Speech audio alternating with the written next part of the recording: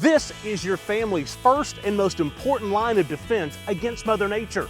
When she strikes, make sure you call the people that I trust, my family and friends at Exterior Home Solutions. Exterior Home Solutions 2-minute drill on this Monday. It is Vanderbilt week. It is the regular season finale with all the marbles on the line, Brent, and the coach isn't shying away from it. Well, how can you? I mean, look, these guys are smart enough. They read the bottom line. They watch TV shows. They're going to watch the rankings on Tuesday night. They're going to see everything on social media. There's nothing to shy away from. Listen, your message to your team is real simple. This is what we set back in January and talked about goals. They're in front of us. Look at last week. If you don't go play your best, you're going to get sent to the house. So you got the best of both worlds if you're Josh Heupel. Goals are in front of you, everything you've wanted, and if you don't play well, you're going to go home, as evident by last week what happened in this league. Diego Pavia is obviously a handful and has been. Now, he's not been as accurate the last few games, but, I asked Coach specifically about, facing the quarterback at UTEP and how that maybe simulated facing Pavia ahead of time. And, again, being smart, not letting him break contain, not letting him improvise is going to be a key for the Vols, and tackling. No doubt. And I think, he's pretty adept as a ball handler. Yeah. There's a lot of read stuff. Did he keep it? Did he give it? They're doing some triple option stuff. They're doing a variety of different things. They're not throwing it as much vertically as they were earlier in the year because I think he's banged up.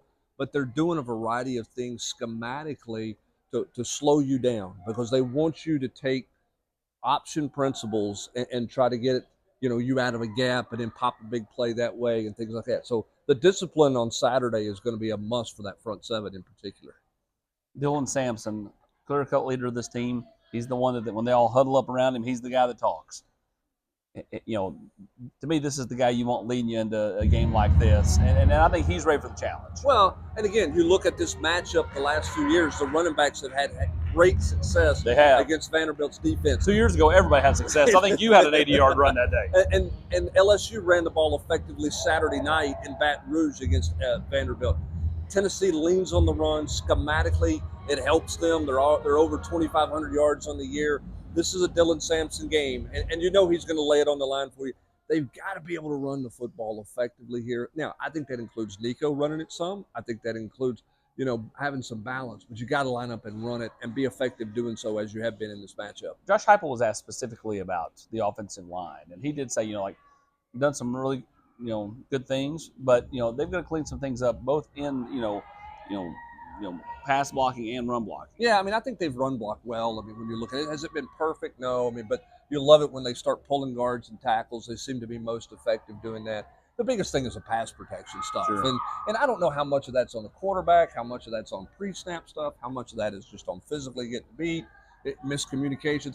I'm not smart enough to know all of that, but what I know is they're on track to give up, some 30 sacks this year. And that's too many sacks given up. You've got to protect your quarterback better.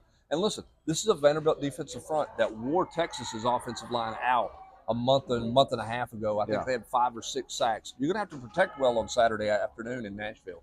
He is Brent Hubbs. I'm Austin Price for the Exterior Home Solutions 2-minute drill.